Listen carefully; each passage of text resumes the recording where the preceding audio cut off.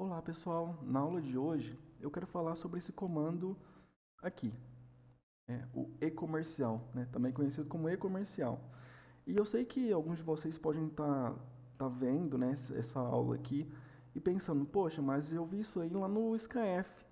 De fato, né, aqui eu até coloquei um exemplo, a gente utiliza ele realmente aqui no SKF.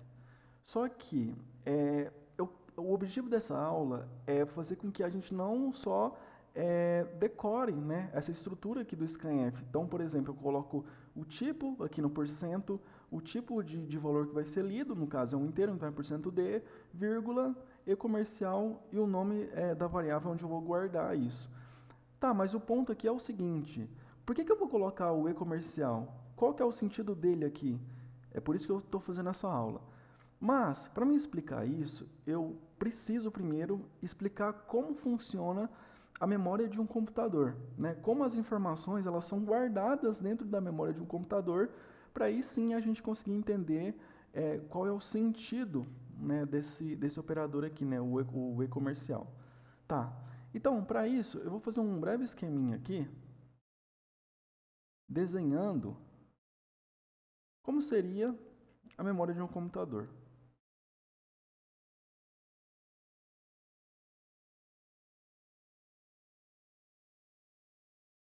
Beleza. Vou fazer um pouco mais espaçado aqui, esses dois só para finalizar. Tá, aqui então, pessoal, a gente tem a memória de um computador e em cada quadradinho desse aqui, ó, de maneira muito simplista, a gente vai representar uma variável dessa. Então, aqui eu vou colocar a variável n. Aqui eu vou colocar a variável m. E aqui eu vou colocar a variável o. Beleza? Então veja, quando eu faço essa declaração aqui, ó, o que o computador faz? Ele vai pegar e guardar um lugarzinho na memória para cada variável dessas aqui. Então veja, eu declarei três variáveis, então coloquei aqui ó, na posição 0, eu estou guardando n, na posição 1, eu estou guardando m, e na posição 2, eu estou guardando o, beleza? Tá, então agora a gente vai utilizar o scanf.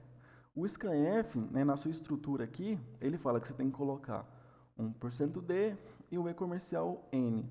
Só que, se eu colocasse só assim, ó, ele iria guardar em n. Só que ele iria te perguntar o seguinte, tá, mas eu preciso guardar o valor que o usuário digitou em n. Mas onde o n está? Onde o n está na memória? Qual é o endereço dele na memória? Eu não sei. Então, o que esse e-comercial aqui ó, faz? Ele faz o seguinte, ele está pegando aqui, ó, ele está trazendo para a gente qual é o endereço da memória que n está. Então, aqui ó, ele vai retornar para a gente 0. Ou seja, aqui retornando o valor 0, então vou só colocar assim, só um esquema para a gente entender, tá? Aqui retornando um valor 0, quando esse valor for digitado aqui, ó, e o usuário dá Enter, vamos supor que ele digitou o valor, sei lá, 7. Então, esse valor 7 vai ser armazenado aqui, ó. Beleza? Então, o intuito de se utilizar e-comercial é justamente isso, para ele retornar para a gente em qual endereço aquela variável está, né? Qual lugarzinho que eu posso armazenar os dados que serão digitados ali. E aí, toda vez que eu dou um printf chamando aquela variável, o valor que vai vir é sempre o 7, porque no lugarzinho onde está armazenado aqui, ó, para n, né, para a variável n, está o 7. Beleza? E aí, alguém pode estar se perguntando assim, ah, mas então o e-comercial ele só serve para isso? Não. Em situações específicas, ele vai servir, ele tem outras utilidades também.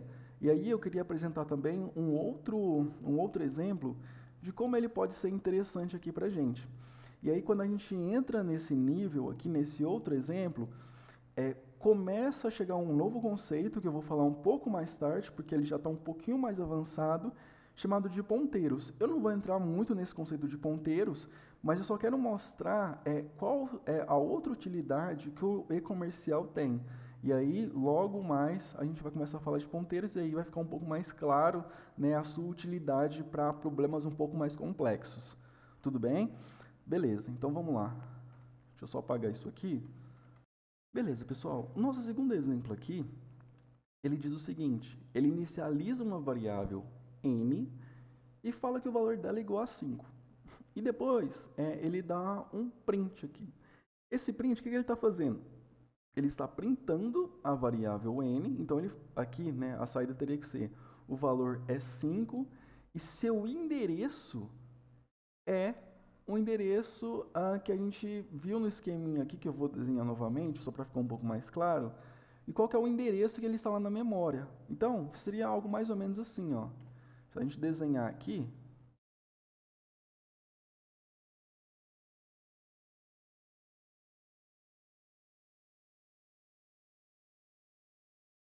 ó, vou colocar aqui agora que n está aqui. Então, aqui dentro, tem um valor 5, beleza? E aqui em cima, eu vou colocar o endereço aqui de memória. 3, e assim vai, beleza? Tá, então, o que ele iria printar aqui pra gente? Ele iria printar assim, ó, o valor é 5 e seu endereço é 2. Porém, quando a gente printar isso aqui, rodar esse programa e aí essa mensagem for mostrada aqui, né, durante a execução, a gente vai ver que o valor aqui não vai ser 2. Por quê? Porque o computador, pessoal, ele está sempre rodando programas ali, programas iniciam, programas se encerram. Então, nem sempre o endereço 2 aqui ele vai estar desocupado. Ele pode estar ocupado agora, e aí, né, pode aparecer 2 aqui para a gente. Só que depois, quando eu rodar de novo, esse lugarzinho aqui já está ocupado por outro programa que também está utilizando esse espaço aqui na memória. Então, ele não vai aparecer 2. Então, toda vez que eu rodar esse programa aqui, o endereço aqui, ó, ele pode mudar, tá? E veja outro ponto aqui que é o seguinte: perceba que aqui eu coloquei valores decimais, né? Não fui até o 10, mas é um valor decimal aqui. Só que esse %p, por que é %p? Porque p aqui funciona como pointer, né? Que seria a tradução para ponteiro. E ponteiro, na linguagem C, significa o endereço da memória. Então, qual endereço o 5 está? No 2. Só que, lembra que eu falei, né? Aqui eu coloquei em decimal. Esse valor que vai vir aqui, ó, está em hexadecimal. E aí, para quem não viu, né, não sabe essa diferença de decimal, hexadecimal, binário, e como você faz as relações, né, entre uma base e outra, eu estou deixando aqui na descrição do vídeo também um artigo, né, que eu fiz aqui explicando como é que a gente pode fazer essas conversões de base, tanto para decimal, como para binário, como para hexadecimal, para octal. Né? Todas essas bases, elas são possíveis de você converter uma para outra, né? Então, quem tiver interesse de ver esse artigo, é um artigo bem bacana, tem até uma calculadora que eu fiz, e você pode consultar os valores ali, ela faz a conversão para você, né? Então, eu recomendo que faça a leitura lá no meu artigo. Beleza? Então, aqui ele vai printar para a gente um valor em hexadecimal, que se você converter, pode ser convertido facilmente para um valor decimal. Então, o que eu quero fazer aqui agora? Eu vou executar isso para a gente ver o que vai acontecer. Deixa eu só apagar isso aqui. Então, se a gente executar esse programinha aqui, ó, veja, o valor é 5 e seu endereço é 0x.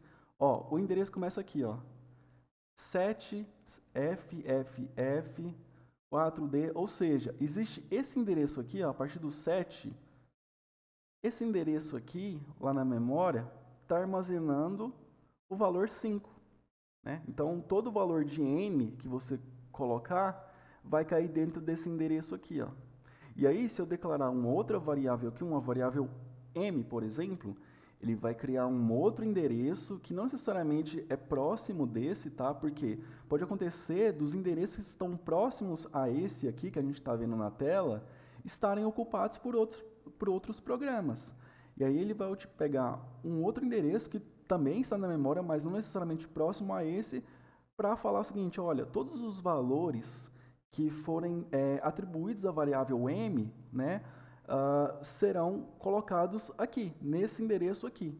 Então, veja, pessoal, uma coisa muito interessante aprender como esse e-comercial funciona, porque a gente não utiliza ele só no scanf. No scanf é importante também, né, porque você entende que aquilo não é uma coisa assim decorada, né? Eu preciso passar porque eu estou passando o endereço da variável e passando o endereço da variável eu vou conseguir armazenar o valor que o usuário digitar naquele endereço, mas também consigo saber, né, usando o printf, em qual endereço tal valor, né, que está numa variável, qual que é o endereço dele, né? Esse endereço qual que é? E aí, quando a gente está trabalhando com ponteiros, que é um conteúdo mais avançado, a gente consegue lidar diretamente com esse endereço, sem precisar ter que fazer cópias de variáveis, atribuir uma variável a outra.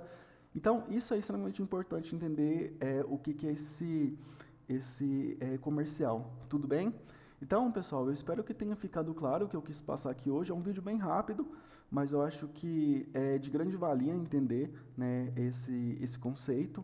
E aí, se você for com alguma dúvida, pode deixar nos comentários que eu respondo, tá? E convido vocês a acessarem o meu blog também. Meu blog, como eu falei, tem alguns artigos aí referente a bases, né? A bases numéricas. E também tem outros artigos muito interessantes também, como tem alguns relacionados a Python, Python com finanças, tem alguns artigos de C também que eu estou publicando lá. E é isso, pessoal. Se você gostou aí, deixa o like e a gente se vê na próxima. Até mais.